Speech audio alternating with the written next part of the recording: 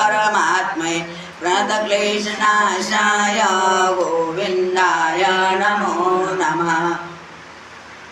श्री गणेशाय नमः। शयादान झाला रे पुन्हा गुरुडासी मुरारे तोय दानाची थोरी कथन करता झाला गुरुडा द्यावत वर्ष मोई पुन्हा द्यावत प्रतिदिन तोय दान ब्राह्मणासी द्यावे कर्ण आदरे करून आणि काही बौद्ध दान पुत्रे करावे भक्ती करून वर्षदीप ब्राह्मण भोजन अवश्य दान की जय स्वगृह अथवा शिवालयी अन्न शाकादी प्रत्येक रोज स्वगृत भोजनासमयी तांबूलासहित सर्व द्यावे ज्याचे वर्षप्रमाण देशांतरी मेल्याचे जाण मुख्य कर्त्याशी नसे सनिधान तरी गौण करावे।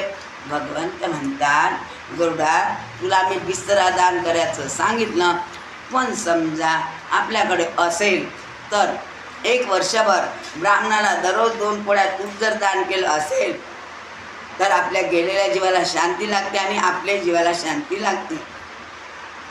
जसं जसं होईल तसं दिव्याचं जेवणाचं अन्नदान वगैरे करायचं आता आपली ताकद नाही आणि या वर्षात जेवढं अन्नदान करू तेवढं त्यांच्यापर्यंत जाऊन पोचते।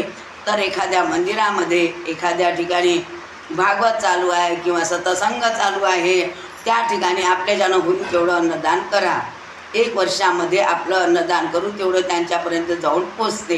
पाण्यानं भरलेले भांडे वगैरे दान केले असेल तर आपले पितर तृप्त होतात, नेहमी नाही होणार। वर्षातून एकदा तरी पाण्यानं भरलेलं गोल भांडं दान करायचं असते। देव म्हणतात गुरुडा तुला सांगतो एकच दान नाही अनेक दान आहेत जसं दान केलं तसं आपल्या गेल्या जीवापर्यंत जाते। आपण जर आसन दिलं आपल्या जीवाला स्वतंत्र चांगलं बसायला मिळते, कमंडलू दिला त्याला पाणी प्यायला मिळते।